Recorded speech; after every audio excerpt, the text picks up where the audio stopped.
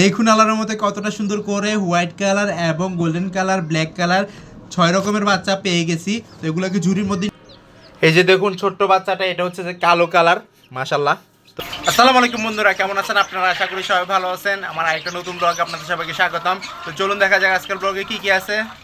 তো আল্লাহর রহমতে ছোট্ট কোয়েল পাখির ডিম এবং ছোট্ট বাচ্চাগুলো ফুটানোর পর আল্লাহর রহমতে আমি বলছিলাম যে এখানে কিছু ডিম আছে যেগুলো ফুটবে, মুরগির ডিম।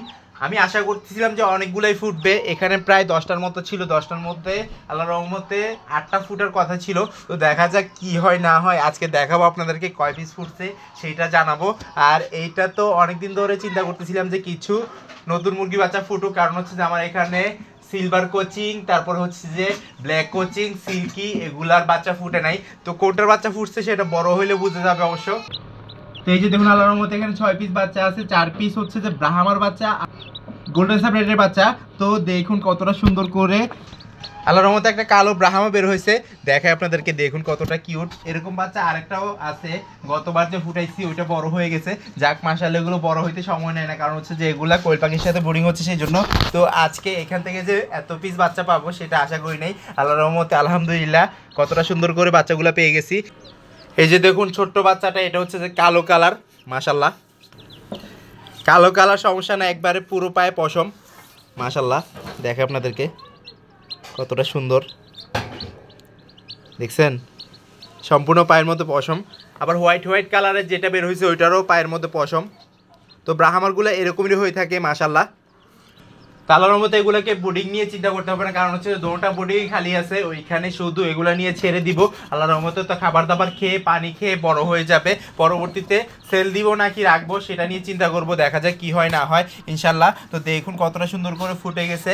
তো এগুলা কিসের বাচ্চা সেটা বড় হওয়ার পর বলা যাবে, কারণ হচ্ছে যে এইখানে আপাতত আমি অনেকগুলো ডিম অ্যাভারেজে বসাই দিয়েছিলাম, কারণ হচ্ছে যে লাস্টবার ডিম কিন্তু অনেকগুলাই কম পারছে, সেজন্য সেটআপটা একটু ওলট পালট হয়ে আছে, সেজন্য।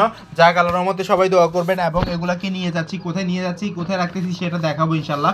তো দেখুন আল্লাহর রহমতে কতটা সুন্দর করে হোয়াইট কালার এবং গোল্ডেন কালার, ব্ল্যাক কালার 6 রকমের বাচ্চা পেয়ে গেছি। তো এগুলোকে ঝুড়ির মধ্যে নিয়ে ফেলি, আর ইনকিউবেটরটা খালি করে ফেলতে হবে, কারণ হচ্ছে যে এইখানে আর ফুটার বাচ্চা নাই, সেজন্য।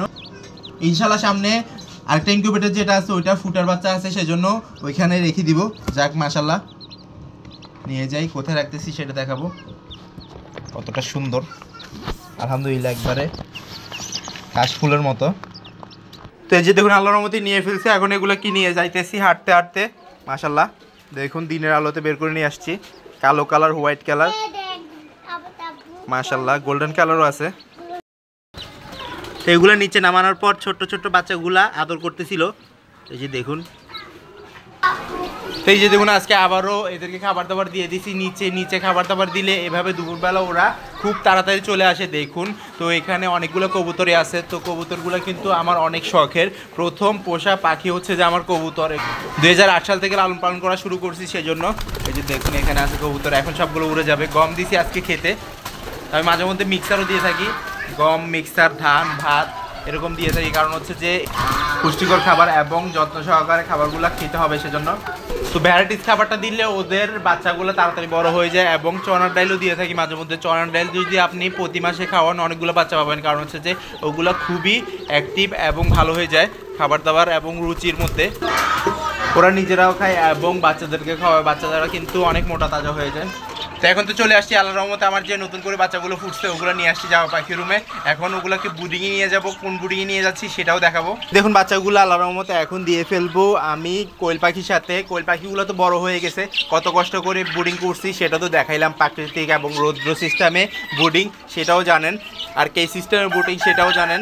তো আল্লাহর রহমতে এখন এগুলাকে ওইখানে ছেড়ে দিব। ছেড়ে দেওয়ার পর অন্যান্য মুরগির বাচ্চাগুলো এবং আল্লাহর রহমতে যে গতবার কোয়েল পাখির বাচ্চাগুলো যেগুলো বেঁচে ছিল ওগুলো কি অবস্থা সেটা দেখাবো ইনশাল্লাহ আপনাদেরকে। দেখুন একবার কতটা সুন্দর দৃশ্য, মাশাল্লাহ। তো এইখানেই আমি ছেড়ে দিব। যে বুডিংয়ের বাচ্চাগুলো রাখবো ওইটা আল্লাহর রহমতে এইখানে বেটার হবে, কারণ হচ্ছে যে এখানে 100 লাইট আছে, সেজন্য। আল্লাহর রহমতে দেখুন কতটা সুন্দর করে ছড়াছিটা কোয়েল পাখিগুলো আছে, আর 2-3টা মুরগির বাচ্চা আছে অলরেডি। আর এর আগে যেইগুলো ছিল আমি দেখাবো বলছিলাম, ওগুলো দেখাই। আর এখানে মুরগি বাচ্চাগুলো ছেড়ে দিই, খাবার দাবার এখানে খাবে, পানিও খাবে। যাক মাশাল্লাহ, কয়েকদিন আগে ফুটছিল কোয়েল পাখির বাচ্চাগুলা, নতুন করে পশমওয়ালা মুরগির বাচ্চাগুলা ছেড়ে দিচ্ছি। তো দেখা যাক কি হয় না হয়, মাশাল্লাহ। তো এদেরকে যদি লাইটের কাছে না দিই তাহলে এভাবে ঝিমাইতে ঝিমাইতে মারা যাবে, কারণ হচ্ছে খাবার দাবার খাবে না, শুধু ঝিমাবে ঝিমাবে ঝিমাবে। কম্বিনেশনটা একবার দেখুন, 3টা কালো 3টা হোয়াইট। দেখুন আল্লাহ যা করে ভালোর জন্য করে, আল্লাহর রহমতে আল্লাহর উপর ভরসা করে রাখছি, সেজন্য আল্লাহ তাআলা ভালো কিছু দিচ্ছে। তো সবাই দোয়া করবেন ইনশাআল্লাহ। এই যে দেখুন আল্লাহর রহমতে দেওয়ার সাথে সাথে একবার লাইটের নিচে বসে গেছে, তো এই দৃশ্যটা না দেখাই পারলাম না। যাক মাশাআল্লাহ আলহামদুলিল্লাহ। তো লাইটের নিচে মিনিমাম 3 থেকে 4 মিনিট এভাবে বসে থাকবে, পরবর্তীতে খাবার এবং পানি খুঁজবে ইনশাআল্লাহ। তো এই যে দেখুন আল্লাহর রহমতে গতবার কিছু বাচ্চা মারা যাওয়ার পর যে বাচ্চাগুলো ছিল ওই বাচ্চাগুলো এখানে আছে, এখান থেকে ফিমেলগুলো আমি বিক্রি করব, দেখা যাক কি হয় না হয়। বড় হচ্ছে আল্লাহর রহমতে, প্রায় সপ্তাহখানিকের মতো লাগবে, সপ্তাহখানিক পর ওগুলো বড় হয়ে যাবে এবং মেল ফিমেল 100% বোঝা যাবে। যাক আল্লাহর রহমতে এখানে 2-1টা বড় আছে যেগুলার একটু ইনজুরি হয়ে গেছিল, পরবর্তীতে লাইটের নিচে এবং খাবার দাবার এখানে দিচ্ছি সেই জন্য। আর এগুলাকে ইঁদুরে কামড় দেওয়ার থেকে বেঁচে গেছে, যা আল্লাহর রহমতে 2টা বিপদ থেকে বেঁচে গেছে। সেটা হচ্ছে যে ইঁদুরে কামড় দিছে, আর হচ্ছে যে কারেন্ট ছিল না এবং রুমটা গরম ছিল না, যেখানে বুডিং করতেছি বুডিংয়ের গরমটা ছিল না, সেই জন্য যাক আল্লাহর রহমতে এখন সুস্থ আছে। দেখুন কতটা অ্যাক্টিভিটি ভালো আছে। আর এখান থেকে কিছু বাচ্চা আবার প্রথমে দেখাইছি ওইখানেও আছে মাশাআল্লাহ। তো কয় পিস বাচ্চা আছে সেটা এখনো গণি নেই, কারণ হচ্ছে যে অনেক মন খারাপ ছিল যখন বাচ্চাগুলো মারা গেছে তখন। আর আল্লাহর রহমতে এখন যে বাচ্চাগুলো ফুটছে ওগুলো তো আল্লাহর রহমতে অ্যাক্টিভ হয়ে গেছে এবং খুবই মর্টালিটি কম ছিল। আর এই ভুলটা শেষবারের মতোই হয়েছে, কারণ হচ্ছে যে আমি ভাবছিলাম যে কারেন্ট চলে আসবে, সেজন্য সারাদিন কারেন্ট ছিল না, সেজন্য বাচ্চাগুলো দলামচো হয়ে নিঃশ্বাস নিতে পারে নাই, তারপরে মারা গেছে। আর এখানে আরেকটা বাচ্চা আছে দেখুন মাশাআল্লাহ হোয়াইট কালারের। তো এরকমই কালার হয়ে যাবে যেই 2টা এবং অন্যান্য যে কালো মুরগি বাচ্চাগুলো আজকে আনছি ওগুলা এভাবে করেই আমি এগুলোকে বুডিং করি। আর এইখানে আছে যে পলিশ ক্যাবের একটা বাচ্চা সিলভার স্যাপ্রেটের সাথে জোড়া, ঝুটিটা আসবে কিন্তু সুচালো টাইপের। দেখুন এটার মাথার মধ্যে ঝুটি আসতেছে মাশাআল্লাহ। এখানে আরেকটা আছে, এটা ইনজুরি হয়ে গেছে, পায়ের মধ্যে জালি আটকে গেছিলো, সেজন্য এখানে দিয়ে দিছি। তো এভাবে করে যখন একটু সমস্যা পড়ে যায় তখন একটু আলাদা করে ট্রিটমেন্ট করতে হবে, নয়তো বা সমস্যা সমাধানই করা যাবে না, বাচ্চাগুলো মারা যাবে। সেজন্য দেখুন কতটা সুন্দর মাশাআল্লাহ।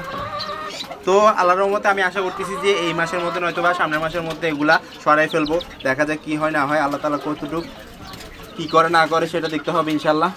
তো অবশেষে আল্লাহর রহমতে সব ঝামেলার পর সব কষ্টের পর বোর্ডিংয়ে আবার ছেড়ে দিছি, লাইটটাও জ্বলতেছে, কারেন্টটা চলে আসছে, সেজন্য যাক আল্লাহর রহমতে সুন্দরভাবে এখানে বোর্ডিংটা হয়ে যাচ্ছে মাশাআল্লাহ।